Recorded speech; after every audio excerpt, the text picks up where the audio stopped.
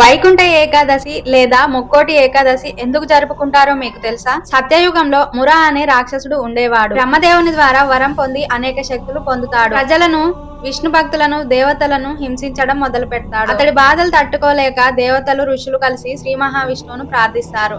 అప్పుడు శ్రీ మహావిష్ణువు వాళ్ళ బాధను చూసి మురతో యుద్ధం చేయడానికి సిద్ధమవుతాడు. యుద్ధం చేస్తాడు. ఈ యుద్ధం 1000 సంవత్సరాలు జరిగింది. ఈ యుద్ధంలో మహావిష్ణువు అలసిపోవటం జరిగింది. అలసట తీర్చుకునేందుకు విష్ణుమూర్తి గుహలో విశ్రాంతి తీసుకోవటం జరిగింది. విష్ణుమూర్తి విశ్రమించిన సమయంలో ఆయన్ని సంహరిద్దామని మురాసురుడు ప్రయత్నించగా విష్ణుమూర్తి శరీరం నుంచి మహా తేజస్సుతో కూడి ఉన్న యోగమాయ అనే కన్య ఉద్భవించింది. ఆ రాక్షసుని సంహరించింది.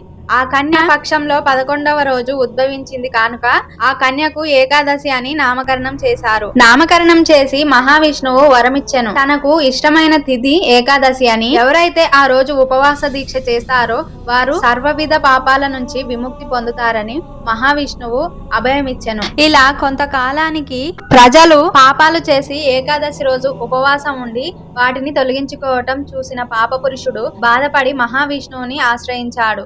అప్పుడు మహావిష్ణువు అతడికి నీవు ఎక్కడ ఉండాలో చెబుతాను అని అన్నాడు.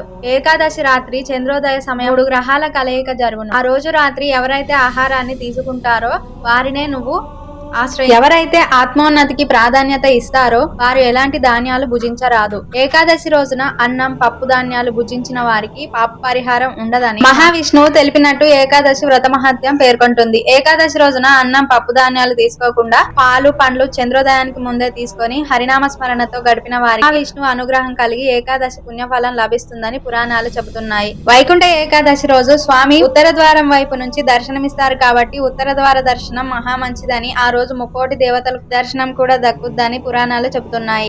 ఫ్రెండ్స్, వీడియో నచ్చితే లైక్ చేసి సబ్స్క్రైబ్ చేసుకోండి. ఓం నమో నారాయణ అని కామెంట్ చేయండి.